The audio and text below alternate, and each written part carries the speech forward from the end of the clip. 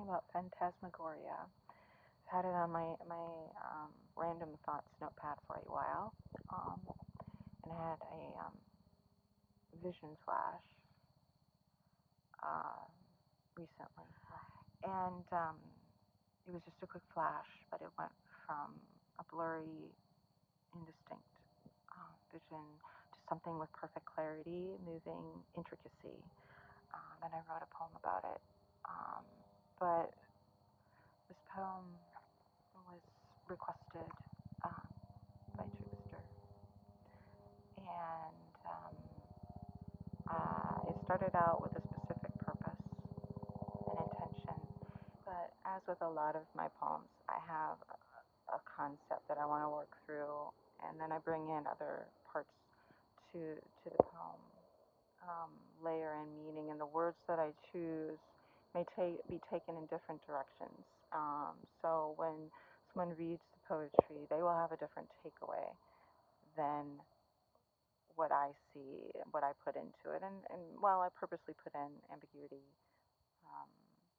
double meanings, multiple meanings, multi entendres. And so it had a specific purpose. But by the end, looking at it all, went in many directions, multi-directional. But one aspect of it was this vision flash that I had of metalwork that he has done, but it's not that. It was more Victorian. It was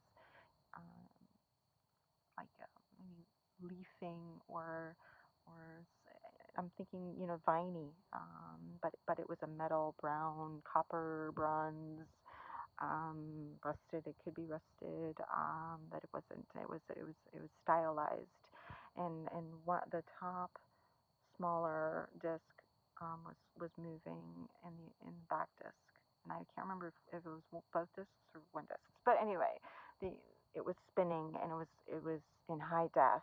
So it went from something blurry. I'm thinking about these different states of consciousness where you start out, maybe seeing just some kind of line or geometric form, and then it morphs into something very detailed, and that's Phantasmagoria.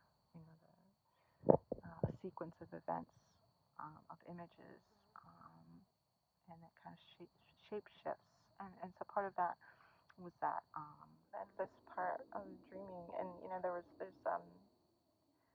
dream researchers or people who think about dreams that at one point thought that those images that are displayed or you make out behind your closed eyelids as you're falling asleep, those shapes kind of like you look at an ink blot and you think of what it looks like, or cloud spotting, what does that look like to you, and you create a story, or the constellations create stories, that sort of thing. So it morphs into the dream, and it morphs not only into that static blob, but it morphs into something that's moving, interacting, and you are a part of that world. So they thought this. I think dreaming is somewhat like that. Dream incubation, intention, where you before you fall asleep, or you create a work of art, or you think through things, or you create a list of things, and you do affirmations. However you get into the state before dreaming. It doesn't always work, but sometimes it does. And so there is part of that to that. But I have had several experiences which I think these images come from somewhere else. And how I interpret it, how I see it, is how, what the tools in my head are putting together, those gears that are working together to put things, how they run through what is coming in, that unknown, and processing that. But, yeah, I have many instances, some more convincing than others, of seeing things that are just too similar, as I've said, too coincidental to be coincidence. So,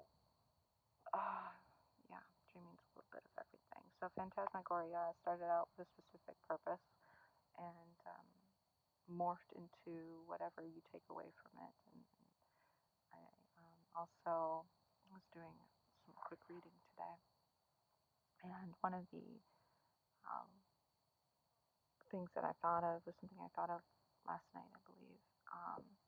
The shields of poetry. If you imagine the different shields that you may have, there is what people see, but if you think about it, if you really read poetry, you should really look to see how many things it could mean, that poem, that word, and break down those layers. And it's interesting how many different interpretations that poem might get out of it.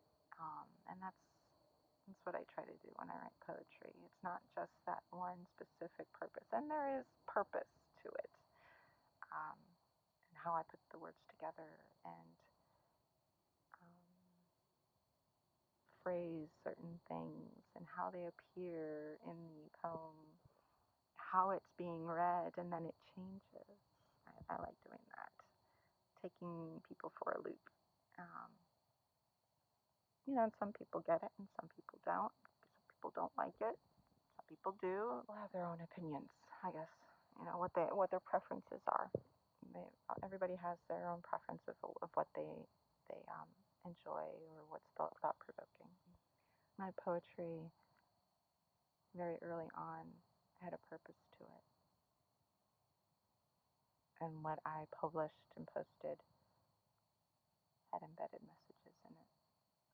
And for the people who know, people on the InnerNet, they see through all of the shields. And you can look at it as these shields, as all of those different personas that you, or masks or veils. What am I thinking of when you're talking about auras? Sheaths.